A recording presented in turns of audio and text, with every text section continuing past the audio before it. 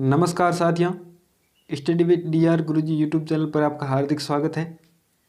साथियों, रीट लेवल प्रथम में जो 2 गुना कट ऑफ जारी हुई, उसके बाद में जिला स्तर पर दस्तावेज सत्यापन का कार्य आज से प्रारंभ हो गया है। आपके मन में विभिन्न प्रकार के शंकाएँ थी, वो सारी है वो आपको इस वीडियो के माध्यम से क्लियर कर दूंगा, क्योंकि आज की जो DV हुई थी उसमें है वो किस प्रकार की प्रक्रिया रही, सारी जानकारी आपको इस वीडियो में देने जा रहा हूँ। तो दोस्तों, जो आज की जो DV हुई थी उसमें यही प्रक्रिया थी कि सभी विद्यार्थियों को सबसे पहले निर्देशित किया गया कि आपकी कैसी प्रक्रिया रहेगी, आपको जो डॉक्यूमेंट है वो कौन से आपके पास होने चाहिए। उसके बाद में उनकी स्लॉट वाइज है वो उनको अलग अलग है वो व्यवस्थित किया गया और उनको टोकन वितरित किए गए और उसके बाद में उन्हें है वो नंबर वाइज है वो बुलाया गया, उनका दस्तावेज सत्यापन हुआ है। तो इसमें है वो आपकी जो कोई डाउट है वो सारे आपके इस वीडियो में क्लियर हो जाएंगे। तो वीडियो को प्रारंभ करते हैं साथियों, लास्ट तक बने रहिए ताकि आपके सारे डाउट है वो क्लियर हो जाए। सबसे पहले नंबर पर जो चेकलिस्ट आती है उसमें मैंने पहले वीडियो में बता दिया था कि आपको चेकलिस्ट इस प्रकार से भरनी है, लेकिन अभी भी बहुत सारे साथी कमेंट कर रहे हैं कि सूची क्रम संख्या क्या भरें। सूची क्रम संख्या साथियों, जो 2 गुना कट ऑफ जारी हुई थी उस कट ऑफ में जो आपकी जो लिस्ट में जो नाम है उस नाम के आगे SR नंबर यानी कि सीरियल नंबर लिखे हुए हैं, तो आपके नाम के आगे जो सीरियल नंबर कौन से हैं वो आपको भरने हैं। जैसे कि मेरी सूची में मेरा सीरियल नंबर 17,708 नंबर पे मेरा नाम है, तो ये है वो मेरा सूची क्रम संख्या है। उसके बाद में दूसरे नंबर पर आता है कि आवेदन क्रमांक। आवेदन क्रमांक की बात करें तो आवेदन क्रमांक साथियों, जो आपने आवेदन किया था बीकानेर निदेशालय में, उस आवेदन में जो आपके लिखा हुआ है एप्लीकेशन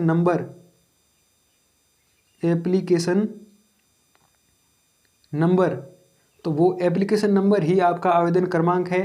जहाँ कहीं भी आपका ये आवेदन क्रमांक के बारे में पूछा जाए वहाँ पर वो एप्लीकेशन नंबर में जो आपके लिखे हुए हैं वही आपको लिखने हैं। संशोधन के बाद में आपके एप्लीकेशन नंबर के आगे 1 लिखा हुआ मिलेगा, तो आपको 1 नहीं लिखना है, आपको जो मूल आवेदन में जो आपके नंबर है वही आपको लिखने हैं।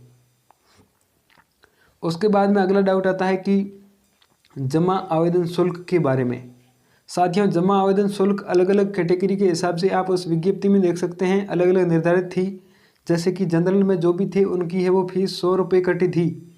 उसके बाद में जो OBC थे, OBC की 70 रुपये, SC ST इनके भी 60 रुपये। और अगर आपकी कैटेगरी OBC है लेकिन आपने आय है वो 2.5 लाख रुपये से कम भरी है तो आपके 60 रुपये कटेंगे। निःशक्त जन जो भी कैटेगरी है या फिर जिन्होंने भी आय है वो 2.5 लाख रुपए से कम भरी है तो आपके 60 रुपये फीस के कटे हैं। आपको आवेदन जमा शुल्क में अपनी कैटेगरी के हिसाब से लिख देने हैं।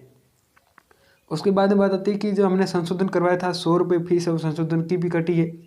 मेरे हिसाब से यहाँ पे आपको मूल आवेदन की शुल्क लिख देनी है, लेकिन बाद में आप है वो जिला स्तर पर वहाँ पे आप पूछ सकते हैं, पता कर सकते हैं। अगर वो कहे कि भाई आपको दोनों फीस साथ में लिखनी है तो आप उसके आगे लिख सकते हैं।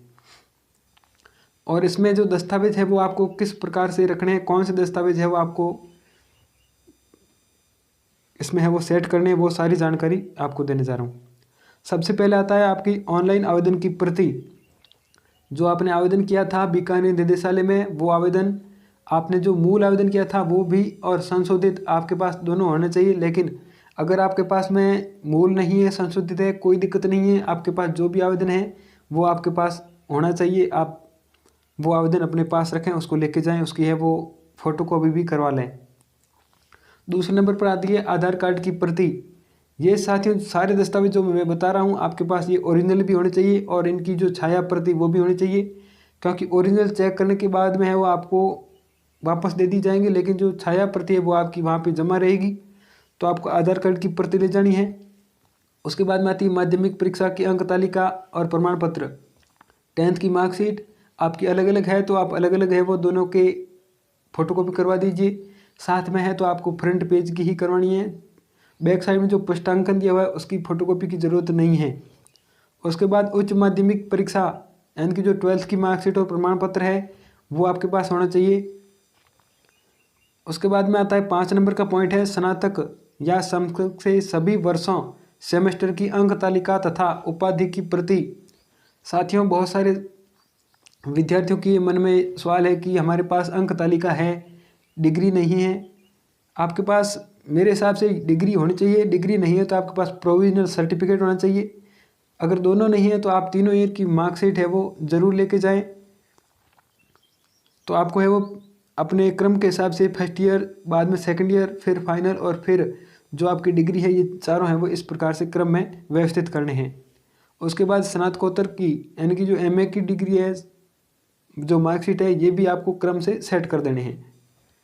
उसके बाद में 7 नंबर का पॉइंट आता है अध्यापक लेवल प्रथम में जो सामान्य शिक्षा के पद के लिए आपने आवेदन किया है, तो उसमें आपके पास प्रारंभिक शिक्षा में द्विवर्षीय डिप्लोमा यानी कि आपके पास फर्स्ट ईयर की मार्कशीट, सेकेंड ईयर की मार्कशीट प्लस में डिप्लोमा आपके पास होना चाहिए। ये तीनों आपको क्रम से है वो व्यवस्थित करने हैं। या फिर आपने वो 4 वर्षीय प्रारंभिक शिक्षा शास्त्र में स्नातक यानी कि जो बीएलएड किया है, उसकी जो अंक तालिका और प्रमाण पत्र आपके पास होने चाहिए। उसके बाद 8 नंबर का पॉइंट है कि आपने जो विशेष शिक्षा के पद हेतु आवेदन किया है, तो आपके पास जो अंक तालिका है, द्विवर्षीय अंक तालिका और प्रमाण पत्र आपके पास होना चाहिए। उसके बाद में विशेष शिक्षा हेतु भारतीय पुनर्वास परिषद आरसीआई से जारी पंजीकरण प्रमाण पत्र, ये जो विशेष बीएसटीसी किया है उनके लिए ज़रूरी है। उसके बाद जाता है 10 नंबर का पॉइंट, रीट 2021 में जो प्रमाण पत्र है उसकी प्रमाणित प्रति। उसके बाद मूल निवास की प्रमाणित प्रति। साथियों, मूल निवास की प्रमाणित प्रति अगर हम बात करें तो मूल निवास है वो आपका एक ही बार बनता है, डिजिटल रूप से बना हुआ आपके पास होना चाहिए। उसके बाद में 12 नंबर का पॉइंट आता है कि अनुसूचित क्षेत्र में सद्भावी निवासी होने का सक्षम प्राधिकारी द्वारा जारी नवीनतम मूल निवास प्रमाण पत्र टीएसपी क्षेत्र के पदों के आवेदन हेतु जो टीएसपी एरिया से आते हैं उनके लिए एक विशेष मूल निवास बनता है, वो आपके पास होना चाहिए। आपने जब दस्तावेज अपलोड किए थे उस समय है वो आपके पास ये मूल निवास जो विशेष का एक ही था, जो राजस्थान का मूल निवास अलग सा था वो आपके पास नहीं है तो भी कोई दिक्कत नहीं है, लेकिन आपके पास विशेष का होना चाहिए। उसके बाद में आर्थिक रूप से कमज़ोर वर्ग के जो भी अभ्यर्थी हैं उनके लिए जो ईडब्ल्यूएस सर्टिफिकेट है वो आपके पास होना चाहिए। साथियों, ये सारे सर्टिफिकेट जो ईडब्ल्यूएस है चाहे ओबीसी है, ये सर्टिफिकेट आपके पास वैध अवधि की होना चाहिए। ये भी आपके मन में डाउट है तो इसको मैं आगे क्लियर कर दूंगा। जैसे कि जाति प्रमाण पत्र है, अन्य पिछड़ा वर्ग, अति पिछड़ा वर्ग, अनुसूचित जाति, अनुसूचित जनजाति, शहरिया, आदिम जाति। साथियों, अनुसूचित जाति और अनुसूचित जनजाति इनका मेरे साथ जो सर्टिफिकेट है वो एक ही बार बनता है डिजिटल रूप से, दोबारा आपको बनाने की आवश्यकता नहीं होती है। लेकिन जो अन्य पिछड़ा वर्ग और अति पिछड़ा वर्ग के लिए वैध अवधि का प्रमाण पत्र, कई साथी आज तक ऐसे भी हैं जिन्होंने प्रमाण पत्र अभी बनवाया है, तो आपका ये सर्टिफिकेट मान्य नहीं होगा। आपका सर्टिफिकेट 16 फरवरी से पहले का बना हुआ होना चाहिए डिजिटली रूप से, यानी कि आपका प्रमाण पत्र 16 फरवरी से पहले बना हुआ होना चाहिए और 6 माह से ज़्यादा पुराना नहीं होना चाहिए, तो ही आप है वो इस भर्ती के लिए अपनी जो आरक्षित श्रेणी है उसका लाभ लेने के लिए योग्य होंगे। क्योंकि ये जो पॉइंट है ये विज्ञप्ति में भी साफ साफ लिखा हुआ है, आप विज्ञप्ति को देख सकते हैं। उसके बाद में आता है कि आरक्षित वर्ग के सभी अभ्यर्थियों चाहे महिला पुरुष इस आशय की स्व घोषणा कि वह स्वयं तथा उनकी पूर्वज राजस्थान राज्य के मूल निवासी है। साथियों, पहले हमारे सभी के मन में डाउट था कि जो स्व घोषणा पत्र है वो अलग अलग देने हैं, तो ये स्व घोषणा पत्र अलग अलग देने की भी आपकी आवश्यकता नहीं है। आपने पहले मेरे हिसाब से बना लिया है तो वो चल जाएंगे, नहीं बनाया है तो भी कोई दिक्कत नहीं है। जो स्व घोषणा पत्र चेक लिस्ट के 4 नंबर पृष्ठ पे दे रखा है वो आप ले जाएं, कोई दिक्कत नहीं है, उसमें ये पॉइंट है वो लिखा हुआ है। उसके बाद विधवा की स्थिति में स्व घोषणा पत्र या फिर जो पति की मृत्यु के प्रमाण पत्र की प्रमाणित प्रति है, पति से संबंधित जो दस्तावेज है, या चाहे आपके उनसे संबंधित कोई आधार कार्ड है या फिर वोटर आईडी कार्ड है, और पुनर्विवाह नहीं करने के संबंध में स्व घोषणा। साथियों, जो भी स्व घोषणा है ये सारे उस एक ही पेज पे हैं, लेकिन आपने अलग बनवा लिया क्योंकि मैंने आपको पहले भी अलग के लिए बोला था, क्योंकि ये क्लियर नहीं था पहले कि आपको एक ही पेज पे बनाना है। तो ये सारी स्थिति आज क्लियर हो गई है। आप है वो अभी तक नहीं बनाया है तो आप एक पेज पे बनवा सकते हैं, बनवा लिया है अलग अलग, कोई दिक्कत नहीं है। उसके बाद 17 नंबर पॉइंट आता है विच्छन, परित्यक्ता, तलाकशुदा होने की स्थिति में सक्षम स्तर से जारी विवाह विच्छेद की डिग्री, कोर्ट का जो भी फैसला है उसकी डिग्री आपके पास होनी चाहिए। और पुनर्विवाह नहीं करने संबंधी स्व घोषणा पत्र भी आपको देना है। उसके बाद में आती है संतान संबंधी स्व घोषणा। साथियों, मैंने अलग अलग आपको इसलिए बताए थे बनाने के लिए क्योंकि मैंने बीकानेर निदेशालय में उनसे पूछा तो उन्होंने अलग अलग बताया था, लेकिन आज की जो स्थिति है उसमें अलग अलग भी आपके लिए वैलिड है और एक साथ बनाते हैं तो भी कोई दिक्कत नहीं है। संतान संबंधी घोषणा जो विवाहित है उनको भी देनी है और अविवाहित है तो वो ये लिख के भी दे सकते हैं कि विवाह के पश्चात मैं 2 से अधिक बालक है वो पैदा नहीं करूँगा, इस संबंध में आप लिख के दे सकते हैं, कोई दिक्कत नहीं है। और विवाहित होने पर दहेज नहीं लेने संबंधी ये विवाहित को भी देना है और अविवाहित को भी देना है, दोनों को देना है। आप है वो अपनी अलग अलग लैंग्वेज में इसको चेंज करवा सकते हैं। उसके बाद में भूतपूर्व सैनिक होने पर सेवानिवृत्ति या सक्षम प्राधिकारी द्वारा जारी अनामति प्रमाण पत्र। भूतपूर्व सैनिक श्रेणी में पूर्व में राजकीय नियोजन प्राप्त नहीं होने संबंधी स्व घोषणा। उसके बाद 22 नंबर का पॉइंट आता है कि उत्कृष्ट खिलाड़ी होने पर नियमानुसार सक्षम स्तर से जारी खेल प्रमाण पत्र, ये भी आपके पास होना चाहिए। अगर आप दिव्यांगजन श्रेणी से है तो राजस्थान नियम 2018 दिव्यांगजन के अनुसार मेडिकल बोर्ड द्वारा प्रदत्त निःशक्तता का प्रमाण पत्र। उसके बाद 24 नंबर का पॉइंट आता है कि आपराधिक प्रकरण न होने का स्व घोषणा पत्र, ये भी उस एक ही पेज में आपका दे रखा है। पॉइंट नंबर 8 है या फिर 7 है, ऐसा कुछ है। अगर आपके कोई आपराधिक प्रकरण है तो उस संबंध में आप है वो FIR की जो कॉपी है वो आपको लगानी है। उसके बाद राजकीय सेवा उपक्रम में कार्यरत होने पर नियोक्ता अधिकारी द्वारा जारी अनापत्ति प्रमाण पत्र। अगर आप पहले से किसी सेवा में हैं तो आप वहाँ से है वो आपको NOC लानी होगी, वो आपको विभाग के द्वारा मिलेगी कि हमें इस भर्ती प्रक्रिया में इस अभ्यर्थी के सम्मिलित होने पर कोई है वो आपत्ति नहीं है। उसके बाद इम्पोर्टेंट पॉइंट आता है साथियों, मैंने पहले भी बता दिया था आपको, लेकिन ये जो 26 नंबर का पॉइंट है कि आवेदन में 2.5 लाख रुपए से कम आय की सूचना भरी है उस संबंध में सक्षम अधिकारी द्वारा जारी आय प्रमाण पत्र। साथियों, आय अगर आपने 2.5 लाख से कम करी है तो आपको 4 पेज का आय प्रमाण पत्र देना है और जिन्होंने आय 2.5 लाख से कम की है उनकी फीस भी है वो 60 रुपये कटी है, आपकी इतनी ही कटती है, विज्ञप्ति में भी यही दे रखा है। तो आपके पास आय प्रमाण पत्र होना चाहिए। अगर आपके पास आय प्रमाण पत्र नहीं है तो आपको जो पोस्टल ऑर्डर है वो आपको बनवा देना है, वो आपको है वो डाकघर के माध्यम से मिल जाएगा। उसके बाद 27 नंबर का पॉइंट है शैक्षिक और प्रशैक्षिक जो योग्यताओं के संबंध में सेवा घोषणा है, ये भी उस पेज पे दे रखी है। और उसके बाद 28 नंबर पॉइंट आता है कि अभ्यर्थी के अंतिम शिक्षण संस्थान द्वारा प्रदत्त चरित्र प्रमाण पत्र।